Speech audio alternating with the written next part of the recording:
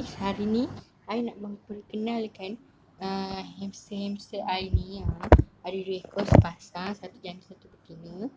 Okay, kau tengok betul-betul boleh tengok dah beza dia, iaitu kalau jantan Oyin, dia bulu dia lebih lebat dan warna dia lebih bersih. Dan kalau betina nama dia Mimi, bulu dia macam telinga dia macam ada hitam.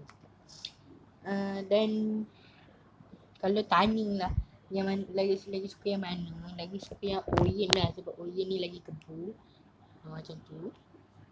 Dan hamster ni I letak sekali tau. I letak dalam, walaupun sebenarnya orang kata hamster tak letak sekali, tapi I letak je lah sekali, nak macam mana.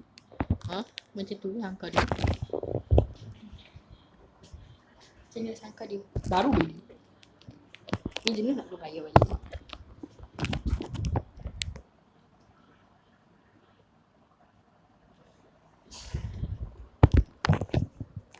Hamster ni dah boleh lama dah, tapi cuma tak tahulah Mimi ni umur berapa, tak tahulah dia boleh tak tahulah Mimi ni tengah mengandung tidak guys. Jadi boleh tak tolong tengok.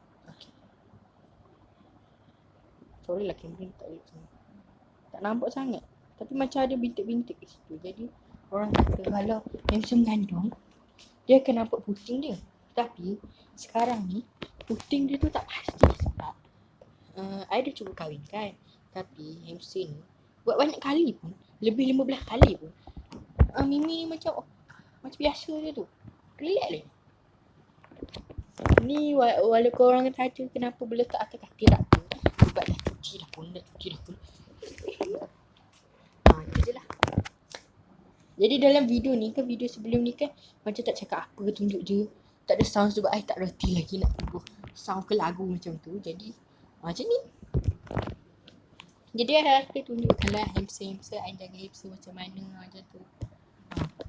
Mimi okay, dapat. Jadi tolonglah support ke kawan-kawan I yang masih mengaku I ni kawan ke, macam tu.